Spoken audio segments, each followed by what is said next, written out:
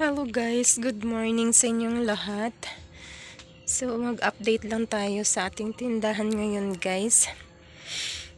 Hindi lang ako magpapakita sa inyo ngayon kasi haggard na haggard po yung natin, yung mukha natin kasi may sakit tayo and 6 days na guys nung nilagnat ako, pero bukas pa rin yung aking tindahan kahit may sakit tayo.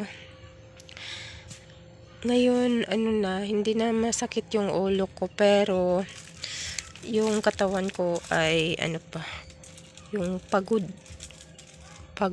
Parang wala pang masyadong lakas yung aking pero ito, nagtatrabaho pa rin tayo, pilit pa rin nating magbubukas pa rin at ganun pa rin kahit may sakit ako, maaga pa rin akong gumigising pa rin tayo ng 5:30 guys, no. Yun yung aking mga biscuit guys, yan na lang, dami ng kulang, dami ng bakante sa mga biscuits ko. Tapos yung cigarettes ko na mabenta ay wala na rin akong lumboy. So yung mga mabintang items guys, wala na talaga siya. Kaya wala akong magawa dahil hindi ako makapamili. Dahil ayan, napapansin nyo, iba yung boses ko, tapos sinisipon pa ako. Tapos dito yung aking sardinas na pula ay ubos na rin.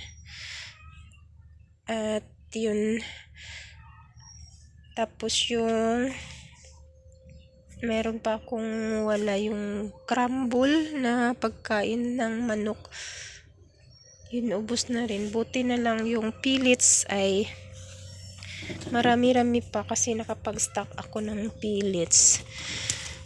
Ayan, marami pa siya.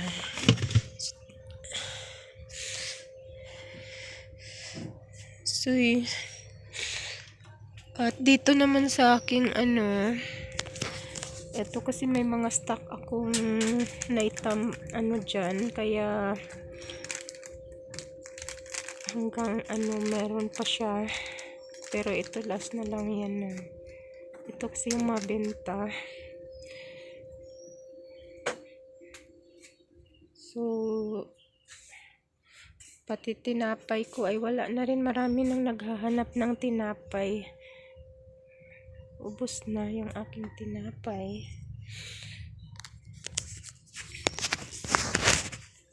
So ang hirap guys pag magkasakit, tapos wala kang maasahan. So ganun, wala tayong magawa. Kahit may sakit tayo, kumikilos pa rin. Ayan. So yung iba okay pa naman, kayang-kaya pa naman yan.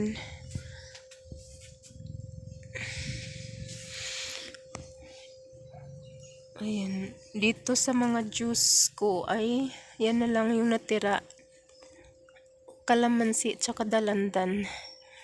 Tapos dito yung mga silver swan at dato puti na maliliit, wala na rin. Yan. Tapos yung Ariel ko na twin, wala na rin, yung with downy. So yun, ganun talaga ako guys. Kahit may sakit ako, nagbubukas pa rin ako sa tindahan kasi sayang din naman yung mga customer ko na bumibili. Kahit hilong-hilo na ako, pagtatayo nahihilo ako, mahawak na lang ako sa mga gilid. Tapos pipikit saglit para makarelax. Yan. So no choice tayo dahil wala naman tayong wala tayong masan. Yung anak ko rin naman ay may klase, tapos hindi ko rin siya maasahan dito sa tindahan. Ayan. So, yan guys. Update lang tayo. Maraming salamat sa inyong panonood.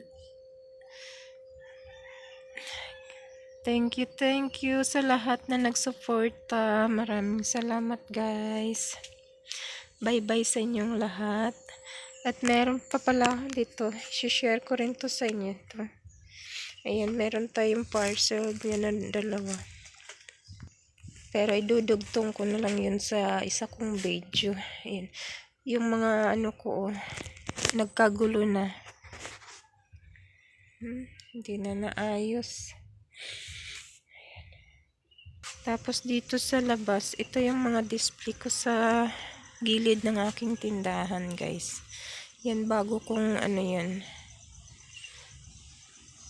bago kong order yung mga laruan. Ayan. So, ayan guys. Maraming salamat sa inyong lahat. Bye-bye.